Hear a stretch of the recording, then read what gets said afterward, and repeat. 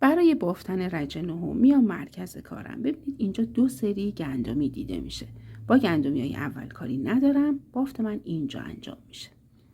اگه از پهلو نگاه کنید یک فضاهای خالی وجود داره که با تک زنجیره ایجاد شده. قلاب رو میبرم زیرش، نخ میگیرم، بست میزنم و همینجا یک پایه کوتاه میبافم.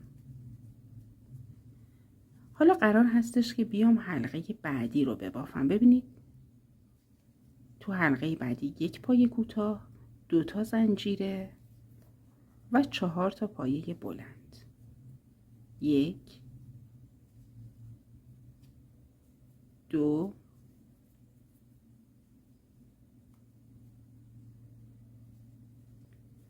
3 و 4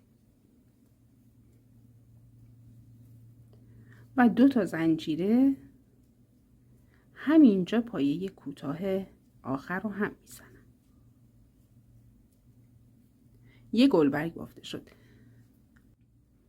میام فضای خالی بعدی، فقط یک پایه کوتاه و فضای خالی بعدی یه گلبرگ میبافم، یعنی یک پایه کوتاه، 2 تا زنجیره و 4 تا پایه بلند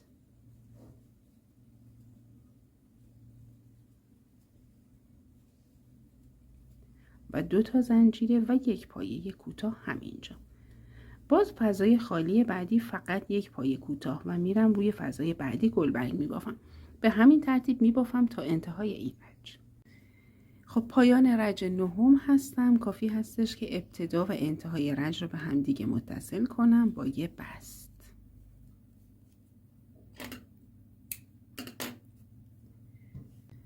برای بافتن رج دهم کار رو برمیگردونم. این رج بین این حلقه ها بافته میشه. دوستان دقت کنید، ما با این حلقه ها کاری نداریم. حلقه هایی که گفتم وسط گلبرگه، حتی اگه موقع بافتن بیاد پشت کار باهاشون کاری نداریم. بین این حلقه ها که آزاد هستن بافت انجام میشه. خب نخم رو از یکی از این حلقه ها متصل میکنم و همینجا یک پایه کوتاه میبافم و 4 تا زنجیره. 1 2 3 4. میام حلقه بعدی که میشه ببینید اینجا. داخل این بخش باید پایه دوبل ببافم. خب پایه دوبل 2 بار نخ میگیریم روی قلاب، وارد این بخش میشم، مجدد نخ میگیرم، 2 تا یکی میکنم. ببینید باز 2 تا یکی میکنم. مرحله سوم رو نمیبافم، نخ میمونه روی قلاب. مجددا یک پایه دوبل نیمه. ببینید مرحله پایانی رو نمی بافم و یک بار دیگه همین کار رو تکرار میکنم. من تعداد نخهای روی قلابم شد 4 تا. یک حلقه که از قبل آورده بودم 3 تا پایه دوبل نیمه بافتم. این 4 تا نخ رو با هم یکی میکنم و 3 زنجیره. مجددا توی همین حلقه عین این بافت تکرار میشه. این اولی، این دومی، میخوام دومی رو کامل کردم. خب دومی رو مجدد من میبافم و این هم سومی. 4 تا نخ روی قلابم با هم یکی میکنم و 4 تا زنجیره. مجدد میام حلقه بعدی یک پایه کوتاه و 4 تا زنجیره. میام حلقه بعدی عین این بافت رو تکرار میکنم.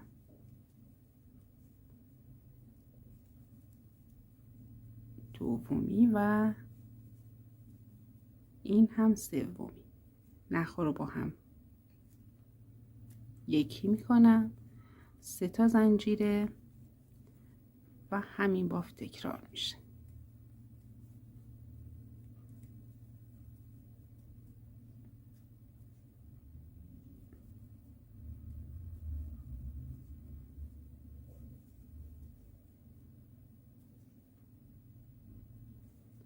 فقط یه نکته رو من دوباره توضیح بدم.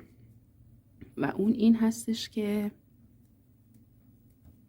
حواستون به تعداد زنجیره ها باشه. ببینید وقتی که بین این دوتا پایه های دوبل در اصل زنجیره میزنیم 3 تا زنجیره میزنیم، اما توی بخش های دیگه 4 تا زنجیره. برای بافتن رج 11 من این نکته رو اولش بگم که تمام پایه هایی که ما توی این رج میبافیم پایه متوسط هستش و این که ببینید بافت من 4 تا گوشه داره، 1 2 3 4. بین 2 تا گوشه ای که کنار هم قرار گرفتن 2 تا فضای خالی 4 تا زنجیره ای هستش. دوستان فرقی نداره من بافتم از کدوم بخش شروع کنم، من تا از اینجا اگر شروع کنم توضیحش راحت تر میشه. خب من نخم رو متصل میکنم ببینید به این بخش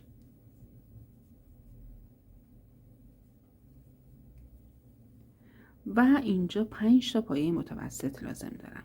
1 2 تا زنجیره زدم در حکم پایه اول، این پایه دوم، این پایه سوم، چهارم و پنجم. خب این قسمتی که من 3 تا پایه رو با هم یکی کرده بودم، پایه های دوبلم با هم یکی شده بود، اینجا قرار هستش که پایه برجسته از جلو بزنم. نخ میگیرم روی قلاب، وارد این فضا میشم، مجدد نخ میگیرم و 3 تا رو با هم یکی میکنم، میشه پایه متوسط برجسته از جلو و میام اینجا لازمه که من 3 تا پایه متوسط بزنم، 1 2 و 3، 2 تا زنجیره، باز هم 3 تا پایه متوسط، 1 2 و 3 و بعدش یک پایه برجسته از جلو توی این بخش که پایه هم با هم یکی شده بود. خب میرسم به این فضا، اینجا هم 5 تا پایه متوسط یا همون پایه ساده.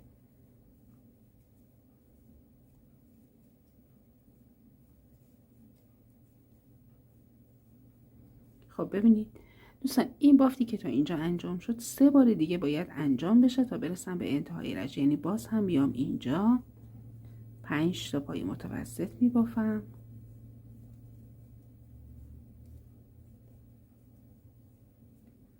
و یک پایه برجسته از جلو و به همین ترتیب ادامه میدم تا برسم به انتهای رج.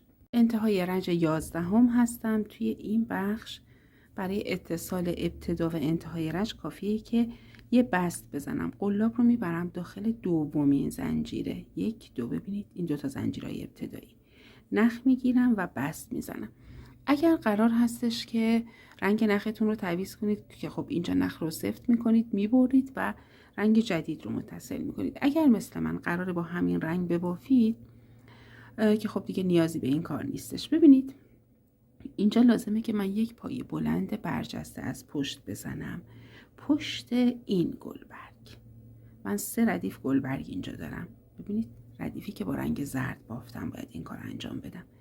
توی این گلبرگ من 5 تا پایه بافته بودم، 2 تا پایه اول و 2 تا پایه آخر متوسط بودن. اینجا یه پایه بلند وسطش بود، دور اون باید ببافم. ببینید نخ میگیرم روی قلابم، میام اینجا قبل از اون پایه قلاب رو میارم جلو، بعد از اون پایه قلاب رو میبرم پشت، نخ میگیرم. یک مقدار نخ رو آزادتر ببافید که بافتتون جمع نشه.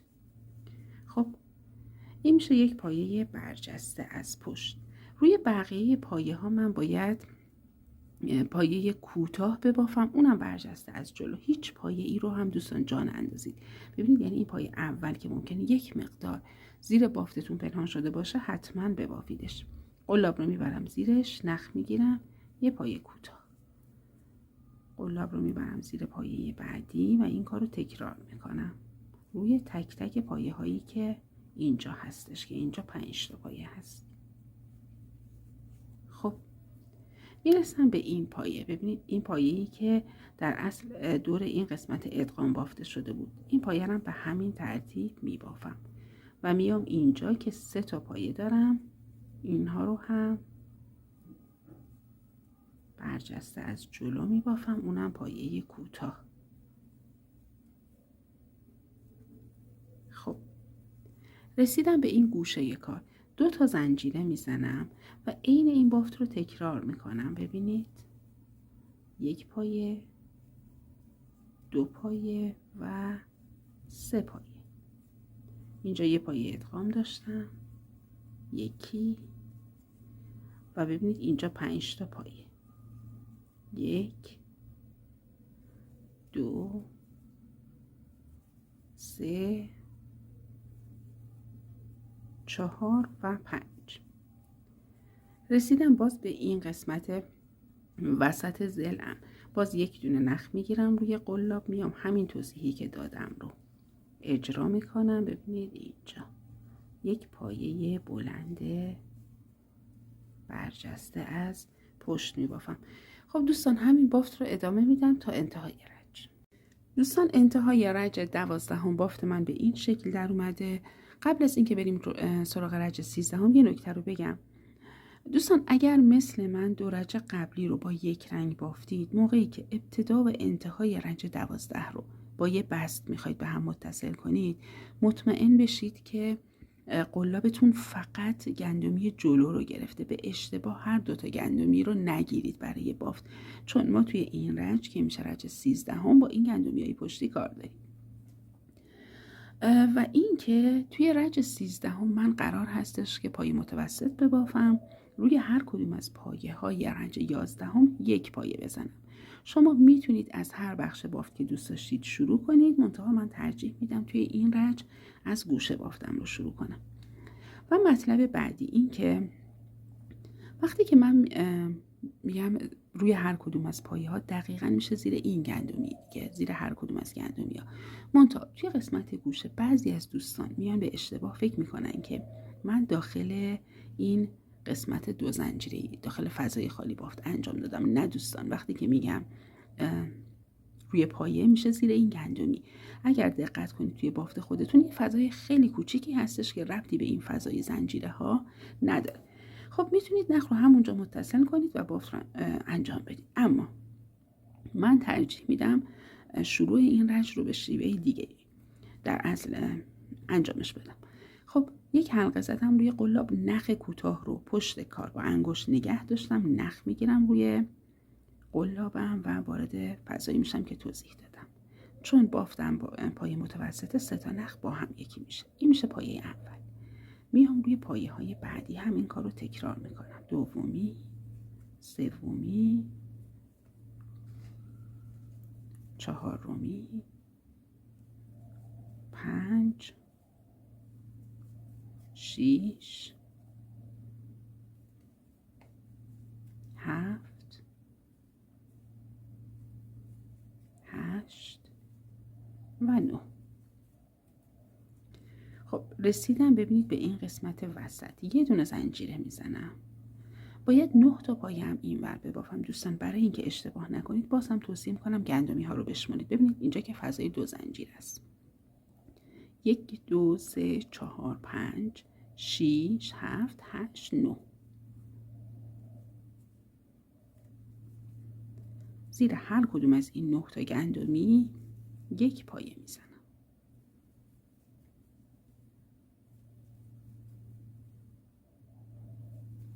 این پنجمیه، 6 7 8 و 9. ببینید گندمی پایه آخرم بود که اینجا بافته شد. رسیدم به گوشه کار، 2 تا زنجیره میزنم. میام سمت دیگر رو ببافم، باز هم قلاب رو میبرم تو همون بخشی که توضیح دادم. ببینید اصلا ربطی به این زنجیره ها نداره، قلاب رو بردم اینجا.